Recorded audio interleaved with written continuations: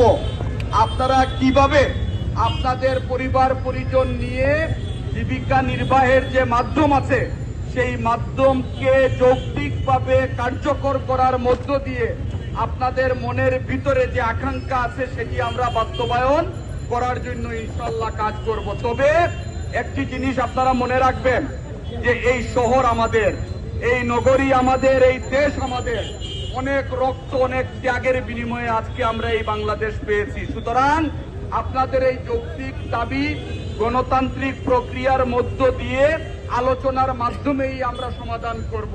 এই আন্দোলনকে যাতে কেউ ভিন্ন খাতে প্রবাহিত না করতে পারে, আইন শৃঙ্খলা পরিস্থিতির অবনতি হয়, এইরকম পরিস্থিতি যাতে কেউ তৈরি করতে না পারে, এই ব্যাপারে কিন্তু আপনারা সজাগ দৃষ্টি রাখবেন।